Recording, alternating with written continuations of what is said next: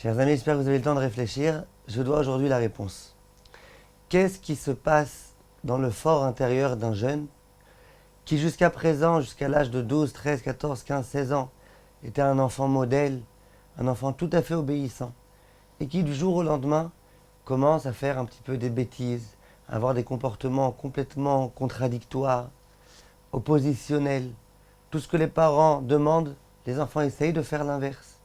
Les valeurs auxquelles les parents les ont habitués, d'un coup c'est fini, on dirait qu'il n'y a plus de valeur, il n'y a plus rien du tout. Qu'est-ce qui se passe? En fait, il faut comprendre un point très important et très intéressant.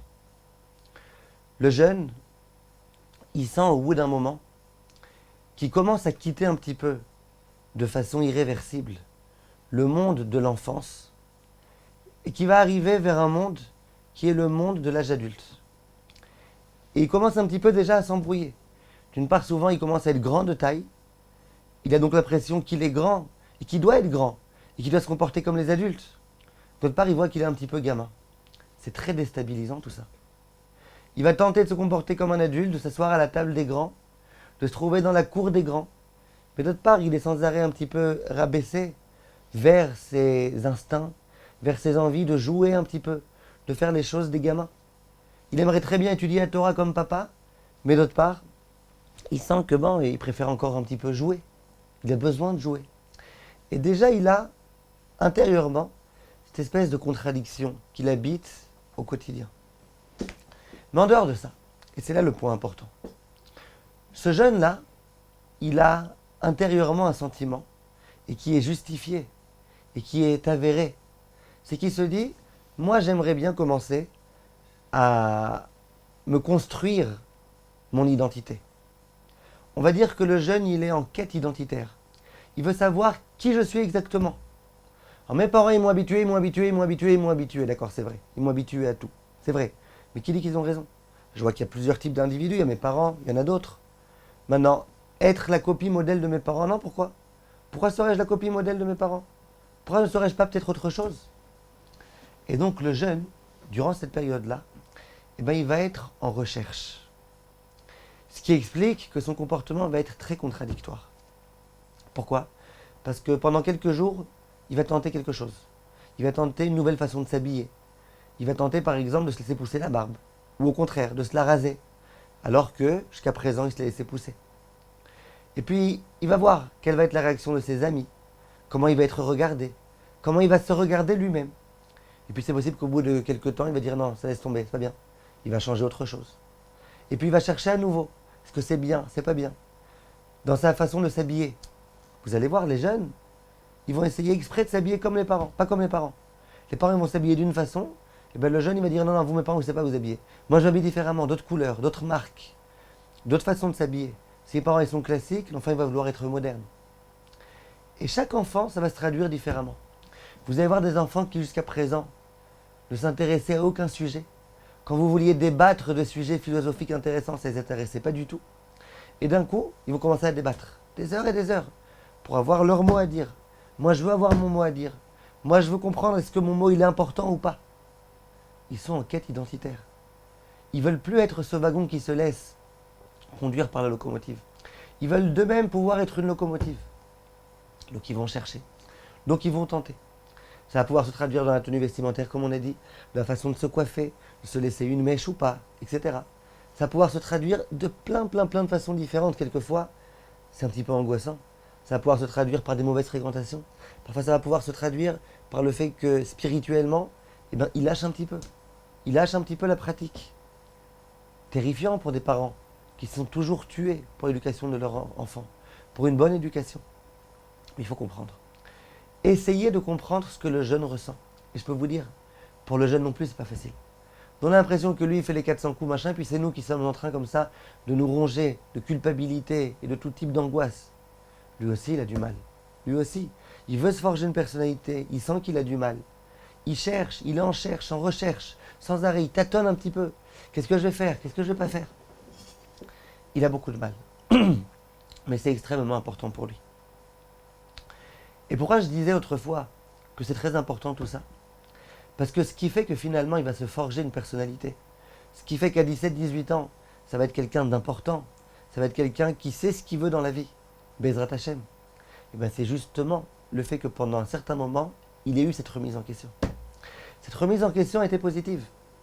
Parce que grâce à ça, eh ben, le jeune il pourra avoir sa propre identité.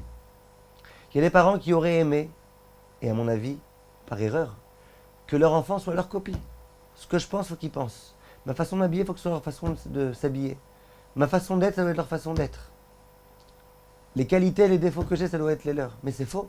Si Hachem nous a créé tout un chacun de façon différente, avec des visages différents, avec des pensées différentes, avec des idéologies différentes, c'est pas pour rien. Chaque homme doit, avec les instruments qu'il a, selon ce que Kadosh Baruch Hu a prévu pour lui, pouvoir se réaliser. Ce serait une erreur de vouloir que mon fils soit ma copie. Ce serait une erreur de vouloir que mon fils fonctionne exactement comme moi. Non, il ne doit pas fonctionner comme moi. Et si moi, je n'ai pas l'intelligence de le comprendre, lui, mon fils, il a l'intelligence de le savoir. Ça ne veut pas dire qu'il faut qu'il soit complètement opposé à moi.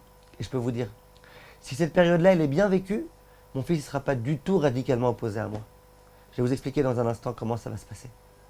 Mais qu'on essaye déjà de comprendre ce qui se passe dans la tête de nos enfants à ce moment-là. C'est pas qu'ils sont mauvais. C'est pas qu'ils sont désobéissants. C'est qu'au bout d'un moment, ils veulent dire à leurs parents de façon gentille et polie, quelquefois ils n'y arrivent pas. S'il vous plaît, laissez-moi vivre. S'il vous plaît, ça y est, je suis plus un gamin. S'il vous plaît, je suis arrivé à l'âge dans lequel il faut que je commence enfin à pouvoir savoir ce que je veux vraiment. On m'a toujours imposé, maintenant je veux savoir ce que je veux. Et quand, durant cette période-là, on n'impose pas, eh bien on laisse le choix, le libre arbitre à l'enfant de pouvoir de lui-même accéder à un chemin. Et généralement, vous allez voir, il va tenter une chose, il va tenter autre chose. Il va s'écarter un peu ou beaucoup du modèle que ses parents ont voulu lui inculquer. Mais rapidement et souvent, il va revenir plus ou moins au modèle que les parents lui ont inculqué. À une condition, c'est que dans cette période-là, on sache se comporter comme il faut. Qu'on soit capable de lui inculquer, de lui donner tout l'amour dont il a besoin. Si à ce moment-là, il sent qu'on l'a un petit peu abandonné, parce qu'on a eu honte de lui, parce qu'il nous a déçus, eh ben on aura malheureusement échoué dans notre mission. Et malheureusement, les répercussions vont être très graves. Et Bezrat Hashem, dans les prochains cours, on expliquera comment ça se fait. Ce qu'il faut comprendre, l'enfant, à un moment donné, il se déconnecte un peu de ses parents. Pour de lui-même tester, réfléchir, quel est le bon chemin. Malheureusement, il lui manque souvent un petit peu d'intelligence, de sagesse à cet âge-là, d'expérience. Donc parfois, il va tenter des choses dont on sait, nous, à l'avance, que c'est un mauvais chemin. Mais de l'en empêcher, ça va être simplement lui mettre des bâtons dans les roues, et ça peut être extrêmement grave. Pouvoir le conseiller, oui, on verra comment Bezrat Hashem dans les cours prochains. Mais premièrement, le comprendre. C'est normal, il veut se faire la mèche, laisse-le faire la mèche. Il veut mettre des vêtements que toi, tu n'aurais jamais mis, des vêtements roses, bleus, jaunes, laisse-le. Ta fille, elle aimerait faire certaines choses. Tant que son homme avec la halakha ne dit rien. Laisse-la faire. Elle veut sortir, elle revient un peu tard le soir à la maison. Elle veut pouvoir de temps en temps téléphoner sans avoir besoin, maman, je peux téléphoner. Laisse-la faire. Et vous allez voir que c'est de cette façon-là que Bezrat Hashem, non seulement cette crise d'adolescence, elle pourra être courte, de courte durée. Elle pourra être aussi d'intensité pas trop dramatique. Pourquoi ? Parce que si tu le laisses faire, eh ben, de lui-même, il comprendra assez rapidement, il n'aura pas d'opposition.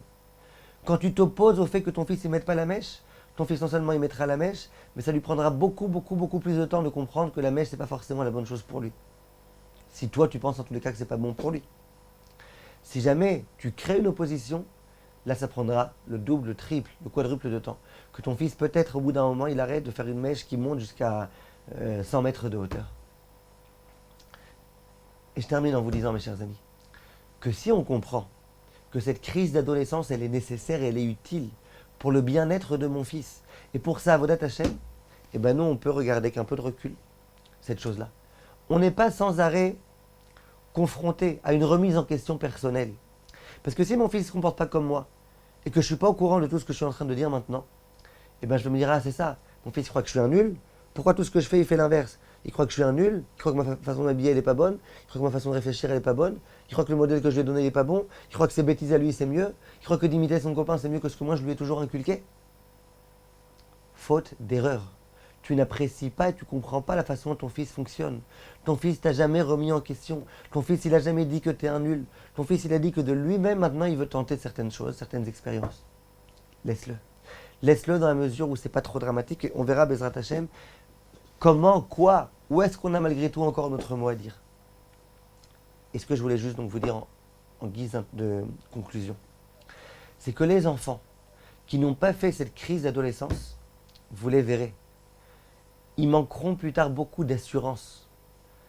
Vous allez voir parfois des gens qui ont beaucoup d'assurance, des gens qui sont capables d'avoir le sens de l'entreprise, qui vont faire des choses, qui vont se lancer. Et d'autres qui sont comme ça, toujours, avec cette angoisse-là. Je vais réussir ou je ne vais pas réussir, qui ont peur de bouger le petit doigt, qui manquent d'assurance, qui ne sont pas capables de s'affirmer, qui n'ont pas cette dimension qui s'appelle la confiance en eux. Souvent, vous verrez, les gens qui sont toujours comme ça, un petit peu craintifs, c'est ceux qui n'ont pas été capables de faire leur crise d'adolescence. Ceux qui n'ont pas été capables à un moment de dire « je suis en quête d'identité ». Ceux qui ont fait cette quête d'identité et que les parents n'ont pas empêché de faire, eh ben, ils sont arrivés à une conclusion, je sais qui je suis, je sais ce que je veux, j'ai maintenant un modèle dans ma vie. Et ces personnes-là, eh ben, elles peuvent avancer dans leur vie. Les enfants qui ont toujours été comme ça, trop étouffés par leurs parents. Non, ça non, ça non, ça non, sois comme nous, exactement, tout ce qui n'est pas comme nous, non. Et ben, au bout d'un moment, les enfants, ils ont compris que, eh ben, ils peuvent rien faire. Et c'est souvent ces gens-là, à l'âge de 30-40 ans, qui vont faire leur crise d'adolescence. Quand ils ont encore les forces, l'énergie de créer cette crise d'adolescence pour se remettre en question. C'est dommage, c'est pas ce qu'il faut. Donc comprenons nos enfants, et je vous répète, si tu comprends tes enfants, eh ben, tu peux les laisser faire. Tu les regarderas peut-être quelquefois peut-être avec un peu de condescendance, avec un peu de recul. Toi, tu es l'adulte qui a déjà tout compris, et tu le vois se comporter comme un enfant comme ça. Eh ben laisse-le. Laisse-le, regarde-le avec un petit sourire, et laisse-le se comporter comme il veut. Et Bezrat Hashem, des conseils pratiques, eh ben, on commencera à les donner dès le cours prochain. Merci de votre attention, et à bientôt.